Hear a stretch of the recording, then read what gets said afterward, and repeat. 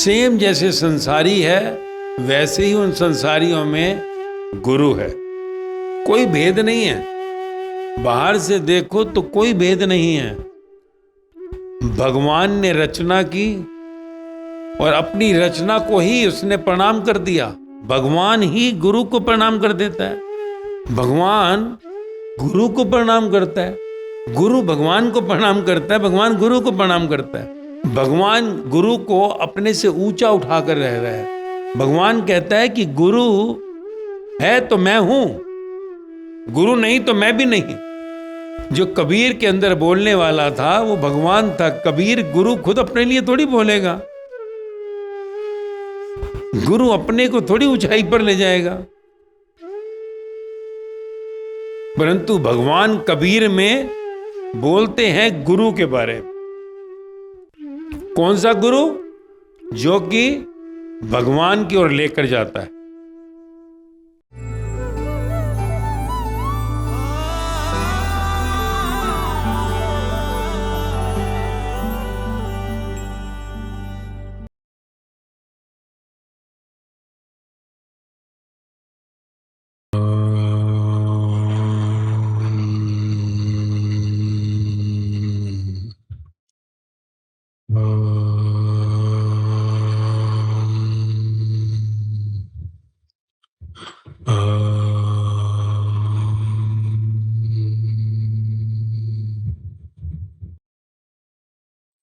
कबीर आज क्या कहना चाह रहे हैं इस दुए से कि 3 लोक 9 खांड में गुरु ते बड़ा न कोई, करता करे ना कर सके, गुरु कहे सो होए। क्या बताना चाह रहे हैं? आज कबीर गुरु के ऊपर प्रकाश डाल रहे हैं। गुरु, गुरु की महिमा। गुरु को उन्होंने इतना ऊंचा उठा दिया, आज गुरु को भगवान से ऊंचा कर दिया कि अगर भगवान भी कुछ करना चाहे तो नहीं, गुरु के बिना भगवान भी कुछ नहीं कर पाएगा। तो गुरु अगर हम समझें कि जो हमारे को उस परमात्मा के मार्ग पर ले चलता है, गुरु हमको ज्ञान देता है उस मंजिल तक ले जाने के लिए जिसके लिए ये मनुष्य जन्म मिला है। गुरु मार्गदर्शक है। किसका? परमात्मा का मार्ग, गॉड होम जर्नी। तो कहा कि इस संसार को रचने वाला कौन? इस संसार को रचने वाला, इस लोक को, या जो कहा इस लोक, भूलोक कहा, इसके नीचे पाताल या ऊपर स्वर्ग लोक, जो भी लोक हैं, 3 लोक कहे, 9 खांड कहे, जो भी हैं, पूरी रचना किसने की? तो हम क्या कहेंगे? भगवान ने। भगवान ने इन लोकों की रचना की। भगवान ने फिर 9 खांड, 9 खंड जो है उनकी रचना की। तो कहा कि भगवान बनाने वाला है इस पूरी सृष्टि को। वो भगवान जो है वो भी गुरु की ओर देख रहा है, गुरु की ओर। क्योंकि संसार भटक गया, गुरु संसार को लेकर आता है भगवान की तरफ। भगवान की ओर ले जाने वाला गुरु को भगवान भी नमस्कार करता है। भगवान के बिना सृष्टि में कुछ भी नहीं होता। गुरु भी भगवान से ही आया, भगवान से नीचे ही है। इस लोक में गुरु 5.5-6 फुट के शरीर के अंदर एक आम इंसान की तरह है। आम इंसान, मिट्टी का शरीर, वही जैसे संसार का है। हर इंसान को जैसे 2 आंख हैं, उसको भी 2 आंख हैं। जैसे 2 कान है, उसको भी 2 कान है। वैसे ही नाक, वैसे ही मुख, वैसे ही दांत, वैसे ही हाथ, वैसे ही पैर, वैसे उसकी स्किन, चमड़ी, सब कुछ वैसा ही। सेम जैसे संसारी है, वैसे ही उन संसारियों में गुरु है। कोई भेद नहीं है। बाहर से देखो तो कोई भेद नहीं है। भगवान ने रचना की और अपनी रचना को ही उसने प्रणाम कर दिया। भगवान ही गुरु को प्रणाम कर देता है। भगवान गुरु को प्रणाम करता है, गुरु भगवान को प्रणाम करता है, भगवान गुरु को प्रणाम करता है। भगवान गुरु को अपने से ऊंचा उठाकर रह रहा है। भगवान कहता है कि गुरु है तो मैं हूं, गुरु नहीं तो मैं भी नहीं। देखो कितना ऊंचा उठा दिया कबीर ने। कबीर जो कह रहे हैं या भगवान कबीर में कह रहे हैं। कबीर के अंदर भगवान बोल रहे हैं, ये कबीर बोल रहे हैं। पहले ये जानो, जो कबीर के अंदर बोलने वाला था वो भगवान था। कबीर गुरु खुद अपने लिए थोड़ी बोलेगा। गुरु अपने को थोड़ी ऊंचाई पर ले जाएगा। परंतु भगवान कबीर में बोलते हैं गुरु के बारे में। कौन सा गुरु? जो कि भगवान की ओर लेकर जाता है। भगवान की ओर ले जाने वाला गुरु को भगवान ने अपने से ऊंचा उठा दिया। ये समझना है। और जिसको भगवान ने ऊंचा उठा दिया, उस गुरु को संसार उतना ऊंचा नहीं देखता। यह हैरानी है। भगवान गुरु को जिस ऊंचाई पर रखता है, सम्मान करता है, संसार उसका सम्मान नहीं करता। क्यों? क्योंकि संसार गुरु को अपना जैसा ही देखता है,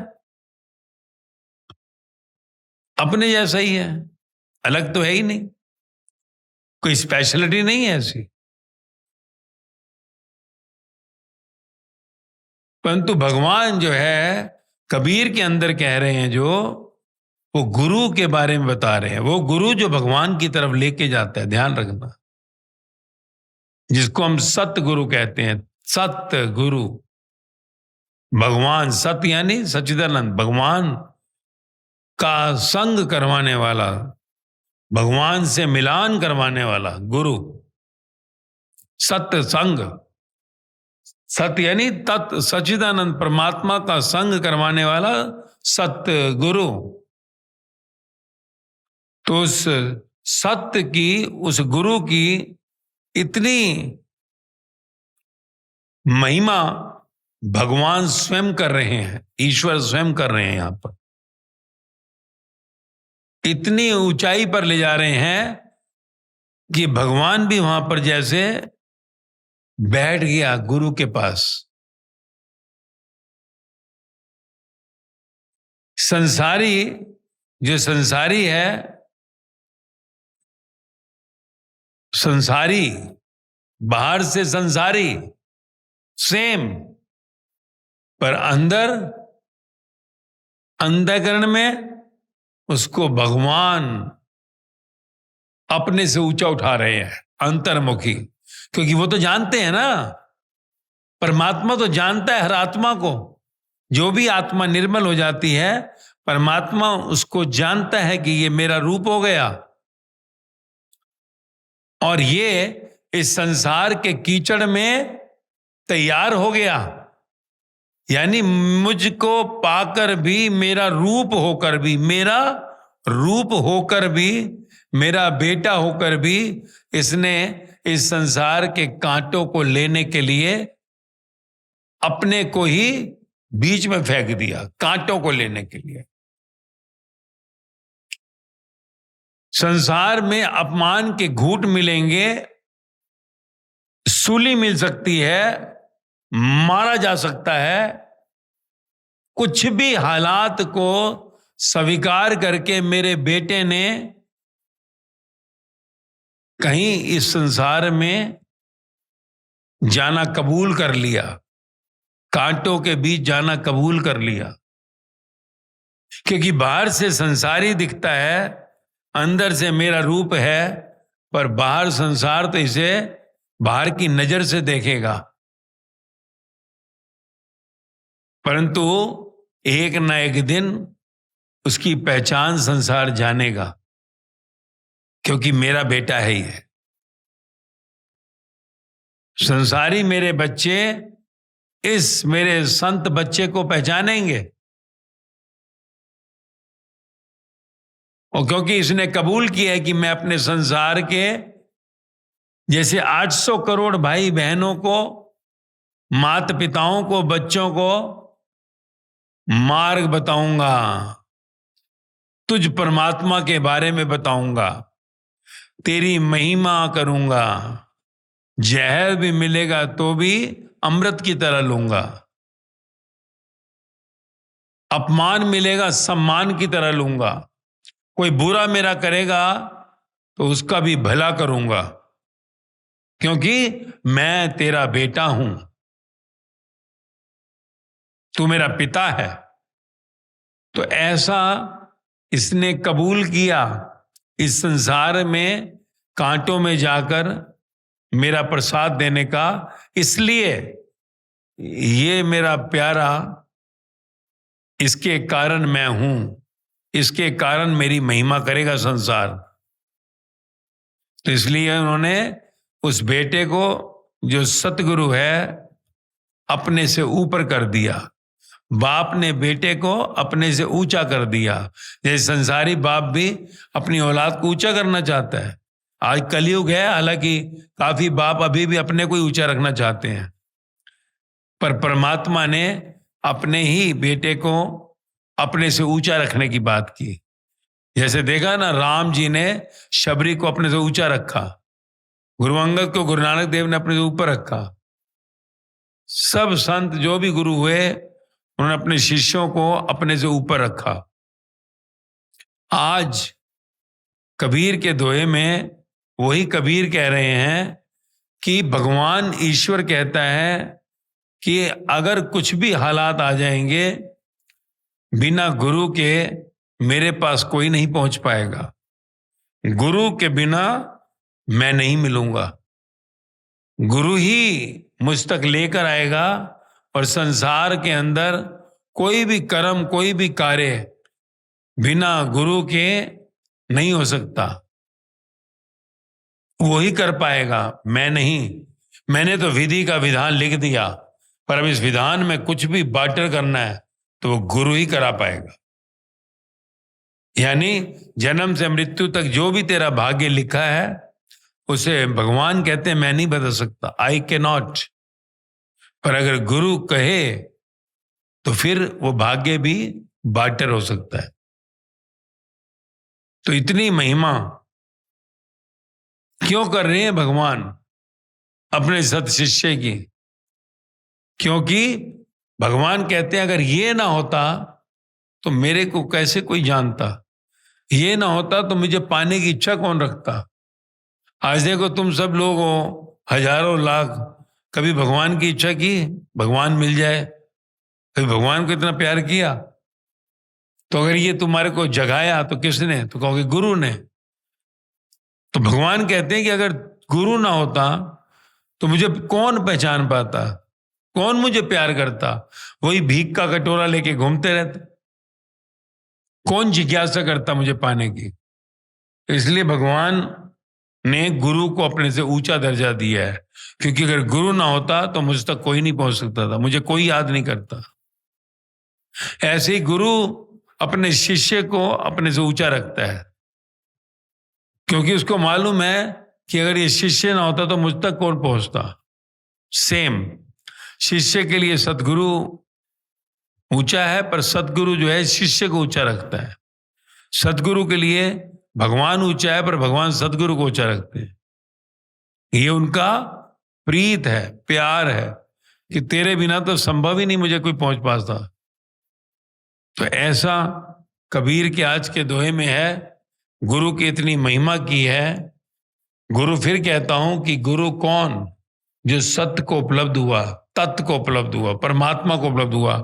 इसलिए हम जब जाते हैं कहीं गुरु के पास तो हम क्या कहते हैं? सत्य संग जा रहा हूं। सत्य संग यानी सत्य तत्व सच्चिदानंद परमात्मा का संग करने के लिए जा रहा हूं, ईश्वर का संग करने के लिए, भगवान के पास जा रहा हूं संग करने के लिए। तो परमात्मा पास जा रहा है तो परमात्मा के गुण तेरे जीवन में होने चाहिए। तो ये आज जो बता रहे हैं कबीर, वो गुरु की महिमा कर रहे हैं। क्या?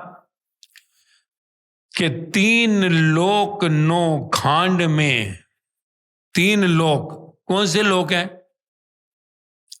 हम कहते हैं लोक, कौन सा? एक लोक जहां हम रह रहे हैं, एक पाताल इस धरती के नीचे, एक स्वर्ग ऊपर धरती नीचे, नरक कहते हैं ना। तो एक नरक लोक नीचे है, स्वर्ग लोक ऊपर है, और एक भूलोक जहां तू रह रहा है। तो ये 3 लोक जो हैं, और इनसे जो डिवीजन हुआ है वो 9 खांड अलग अलग जो है।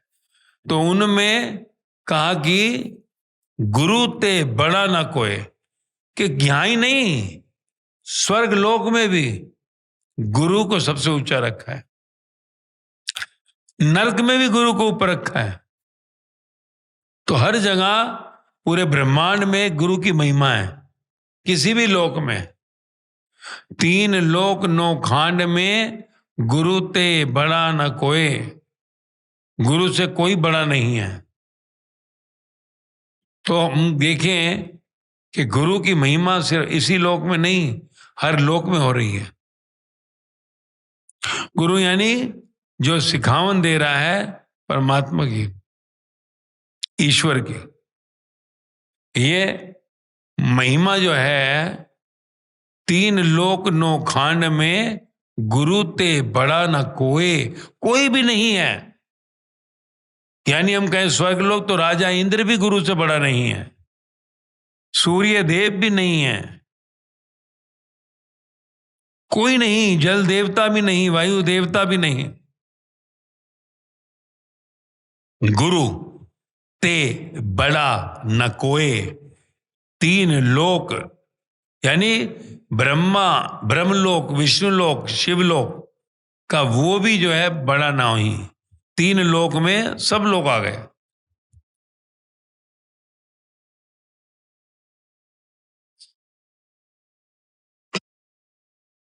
तीन लोक में सब आ गया, क्योंकि बताया ना ये पूरा का पूरा ग्लोब, जैसे देखते ना विश्व का ग्लोब होता है, जैसे ऐसे ही ग्लोब है जिसमें कि पार ब्रह्म के नीचे ब्रह्मलोक बनाया, ब्रह्मलोक।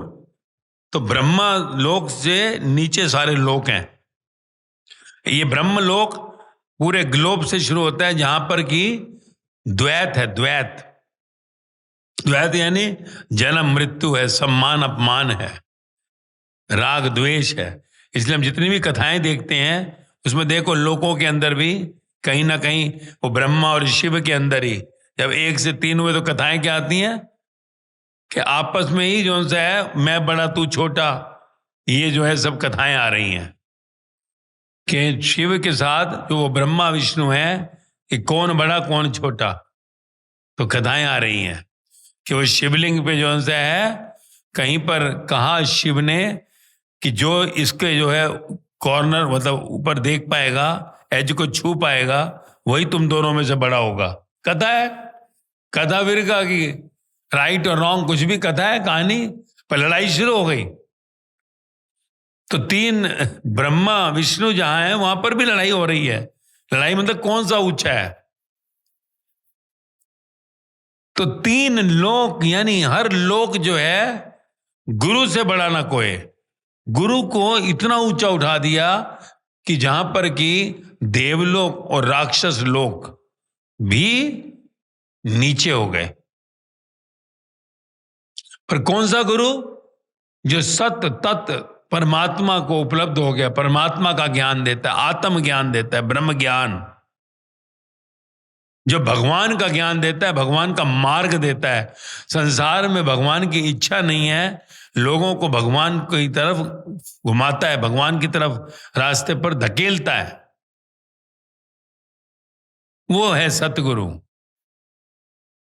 जो संसार नहीं देता, तीन लोक का कोई फल नहीं देता कि तेरे को देवलोक का राजा बना दे, इंद्र बना दे ना। पर वो तेरे को जो है पार ब्रह्म, इस तीन लोक के पार, तीन लोक में भी जन्म मरण है, तीन लोक में भी दुख सुख है, पर तीन लोक के पार वो पार ब्रह्म सचखंड गॉड होम, जहां कुछ भी नहीं है, अद्वैत।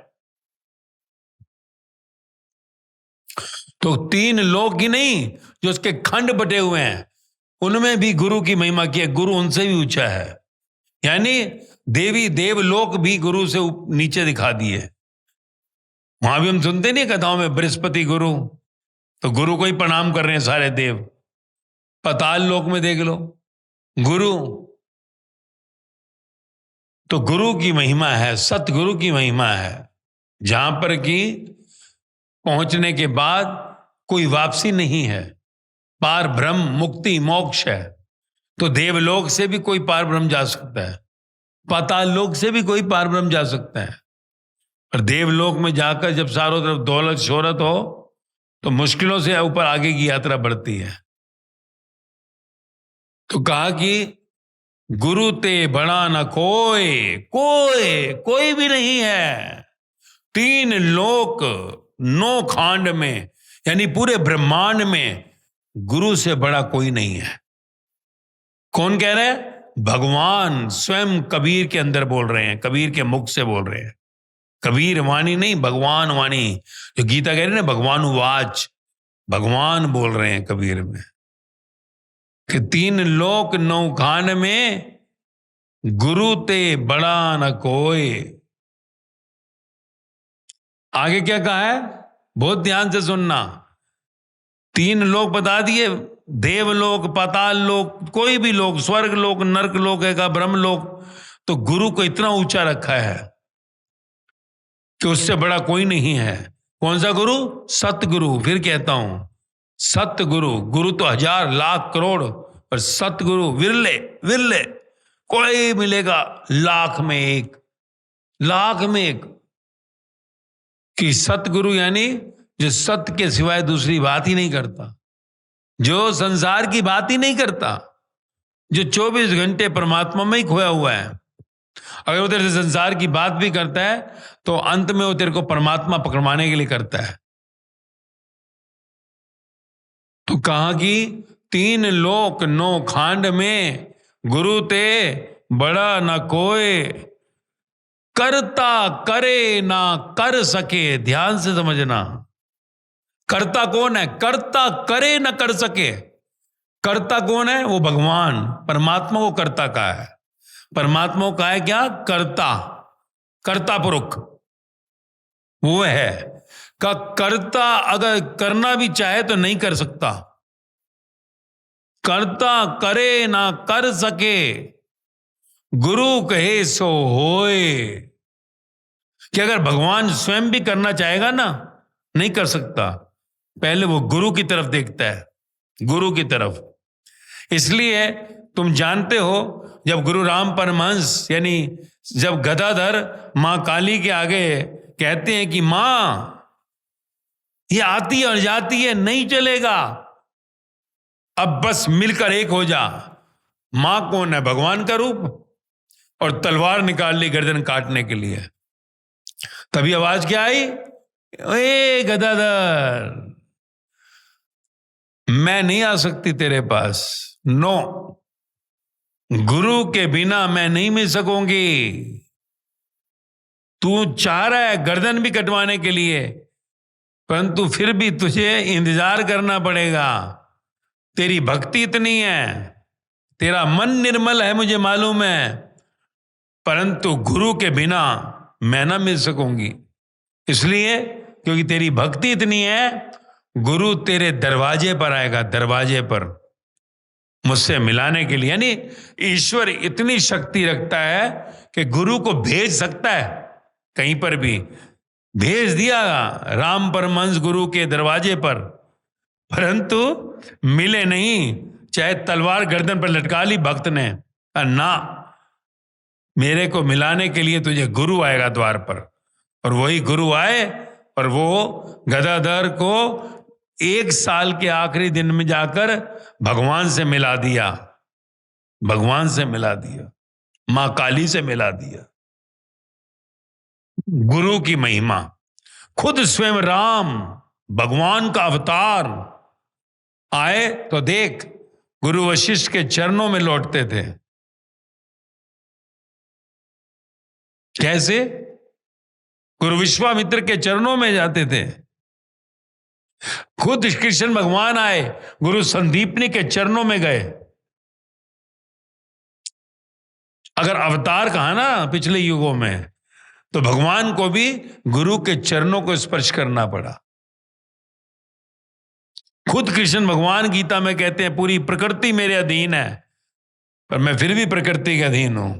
यानी कि मैं भगवान होते हुए भी यहां आकर वही सब करूंगा जो सृष्टि के अंदर चल रहा है। मैं भी सिखावन लेने के लिए गुरु के चरणों में जाऊंगा।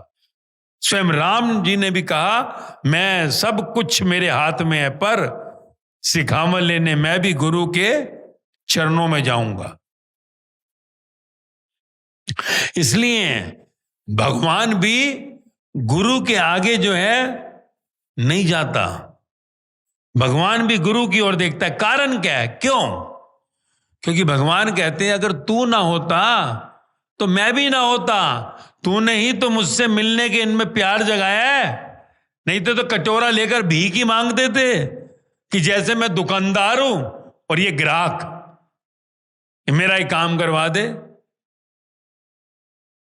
जैसे मैं एम्प्लॉयमेंट एक्सचेंज हूं, इनकी नौकरी लगवा दे। जैसे मैरिज ब्यूरो खोल के इनकी शादी करवा दे।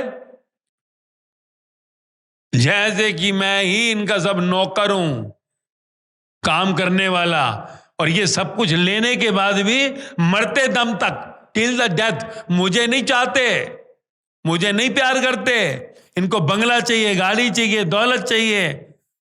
मरते टाइम भी कहेंगे मेरे पोते का करवा दे, मेरी पोती का। कभी मुझे नहीं चाहते, मर रहे हैं, पर ये फिर भी मुझे प्रेम नहीं करते। अपने बाप को करेंगे, मां को करेंगे, पति को करेंगे, पत्नी को करेंगे, बेटे को करेंगे, बेटी को करेंगे, दौलत को करेंगे, शोहरत को करेंगे, कुर्सी मिल जाए, पर मरते दम तक ये मुझे नहीं प्यार करते। एक तू है जो इनसे मुझको प्यार करना सिखवाता है। अगर तू ना होता तो मैं कहां होता?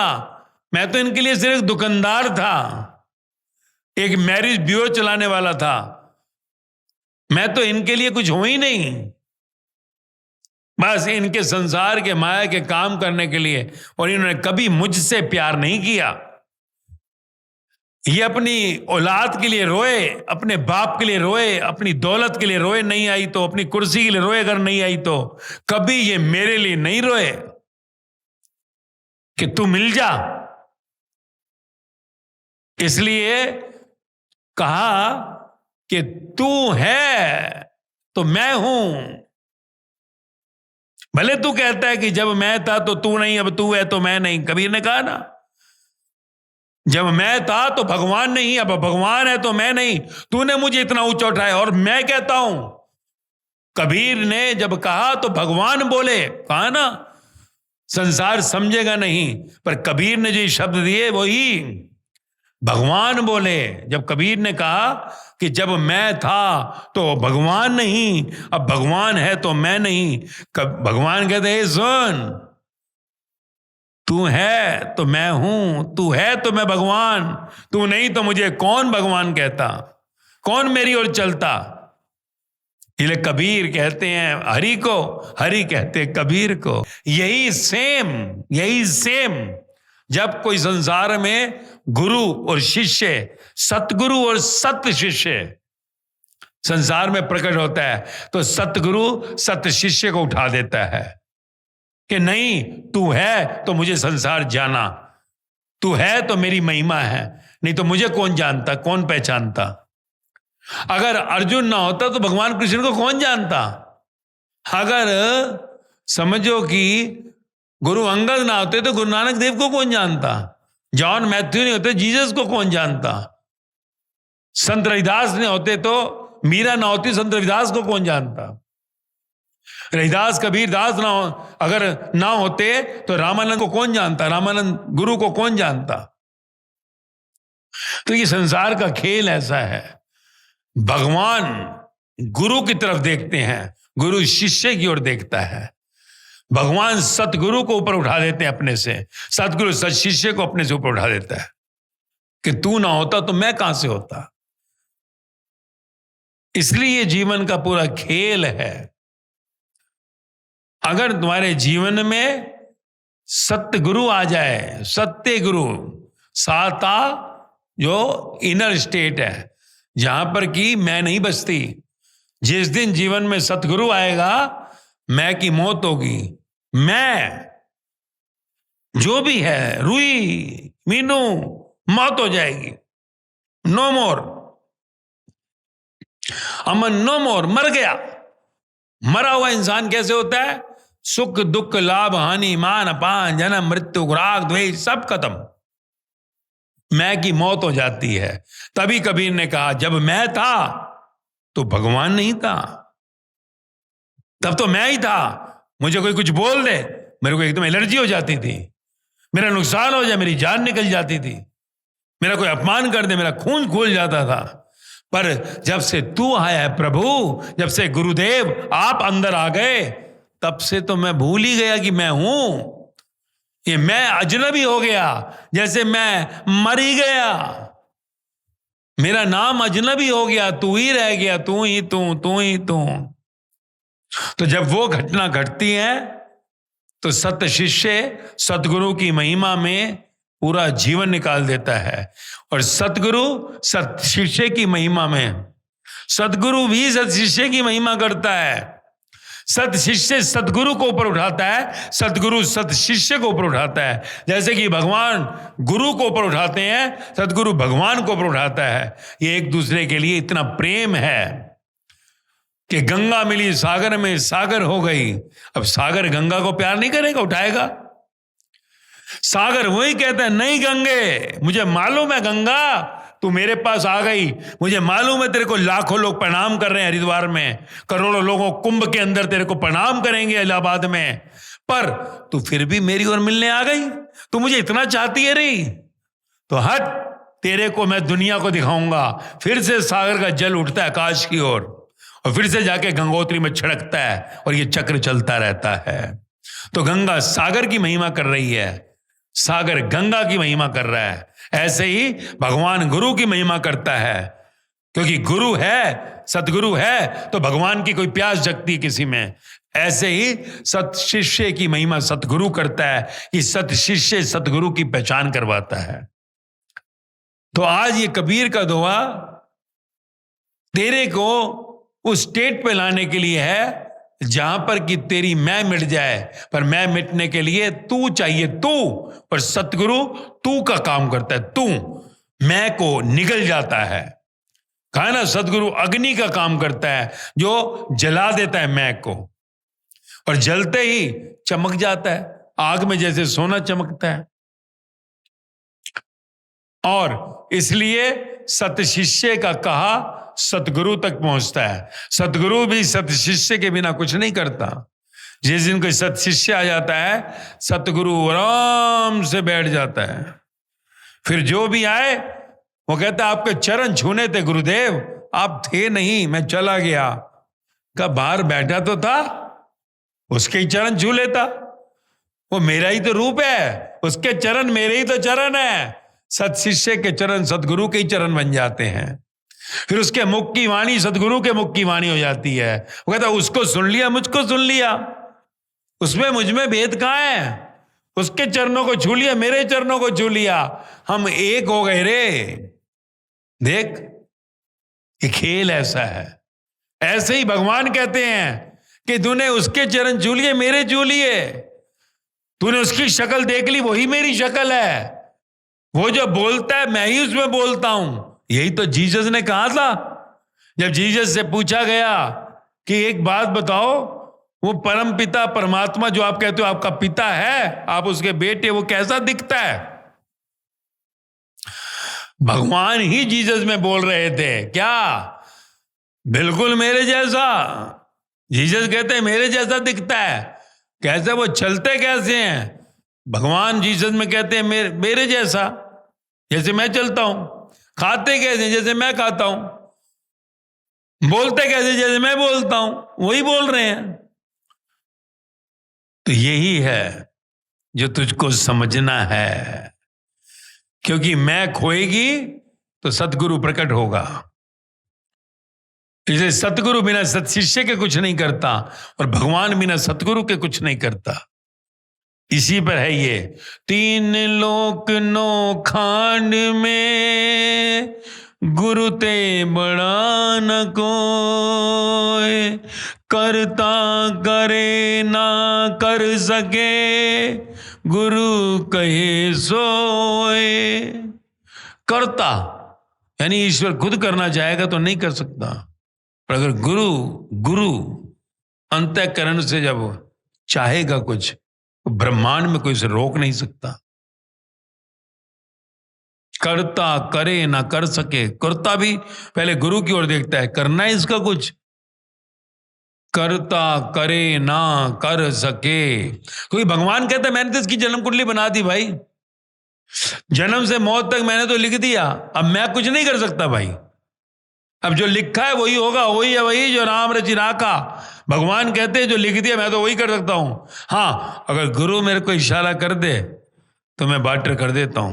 बार्टर, जो तू चाहता है गुरु से ओके करवा ले, मैं कर देता हूं, और बदले में ले लूंगा, क्योंकि तेरा गुरु तो कह रहा है इसे मुक्ति देनी है, मुक्ति देनी है। इसलिए गुरु का अगर ओके आदेश होगा तो मैं करूंगा, और आदेश नहीं होगा तो मैं नहीं करूंगा, क्योंकि मेरा लिखा तो बदला नहीं जा सकता। पर अगर गुरु कहे तो मैं बदल दूंगा। और गुरु जो है, सतगुरु कौन? जो तुझे संसार की माया में कहीं पर भी अगर मुक्ति में बाधा है, कुछ तुझे जो मिलना है नहीं देगा, तो मर भी रहा होगा वो कहेगा मरने दे इसको, इसकी मुक्ति जरूरी है। पर गुरु हाथ दे देता है, हाथ। वो कहते हैं ना, किसी भी हालात में वो तुझे दुखी नहीं होने देगा, तेरी मांग पूरी हो या ना हो, वो तुझे क्योंकि मुक्ति देता है। इसलिए भगवान भी सतगुरु की ओर देखते हैं, और सतगुरु सत शिष्य की ओर देखता है। इसलिए जब कोई सत शिष्य सतगुरु की तरफ कुछ कह दे, तो सतगुरु जो है किसी भी हालात के अंदर नो नहीं कर सकता। नो, वो होकर ही रहेगा। जब सत शिष्य सतगुरु की तरफ अपने आंसू से कह देगा गुरुदेव, तो ब्रह्मांड में कुछ ऐसा नहीं जो ना हो। सत शिष्य के अंदर, सतगुरु के अंदर और भगवान में कोई भेद नहीं रह जाता, तीनों एक हो जाते हैं। बस इतना ही फर्क है कि जो संसार है वो जान नहीं पाता, देख नहीं पाता उन आंखों से कि वो किसके साथ है। तो इसलिए ये दुआ बड़ा कीमती है। तेरे जीवन में जब कोई सदगुरु प्रकट होगा तो तुझे जीवन का वो आनंद मिलेगा, क्योंकि गुरु तुझे उठा देता है और भगवान गुरु को उठा देता है। इसलिए याद रखना, जब तक तेरा समर्पण नहीं होगा, जब तक तेरी मैं का समर्पण नहीं होगा, तेरे जीवन में गुरु आएगा नहीं। गुरु भले तो कहेगा मेरे गुरु है, पर सतगुरु नहीं आएगा तो अभी अपूर्णता है, अधूरापन है। तेरी मैं है तो गुरु नहीं आ सकता। कहा ना, गली अति सांकरी दो न समायो, कबीर कह रहे हैं। भाई इस गली में दो नहीं जा सकते, इसलिए तुझे मिटना होगा। गुरु तो मिटेगा, गुरु को तो नहीं मिटाएगा ना, तो तुझे ही मिटना पड़ेगा। सागर को थोड़ी मिटाएगा कि गंगा कहेगी सागर को मिटा दो ना, सागर कहेगा तुझे ही मिटना पड़ेगा। तो गंगा सागर में खो जाती है, अपना अस्तित्व भूल जाती है। इसलिए जीवन के सत्य को जानो, क्योंकि इसको जाने बिना तेरी यात्रा उस गोविंद धाम, उस परम धाम तक नहीं पहुंच सकती। आज, अभी, साल, 10 साल, अगले जन्म, एक युग में, किसी युग में, एक ना एक जन्म में तुझे अपनी मैं को समर्पित करना ही पड़ेगा। तुझे सदगुरु को अपने ऊपर लाना ही पड़ेगा। समर्पण इसी को कहा है, इसी को। तो इसलिए उम्मीद करता हूं समझाई होगी। कबीर ने जो आज गुरु की महिमा की है कि गुरु को गोविंद से भी ऊपर किया है, भगवान ने भी अपने को नीचे रख दिया। करता करता ही नहीं, भगवान करे ना कर सके, कुछ नहीं कर सकता, लिखा गया। पर गुरु कहे सो होए, गुरु ने कह दिया तेरे को बाटर कर देगा, वो भाग्य को बाटर करेगा। समझे? ओम।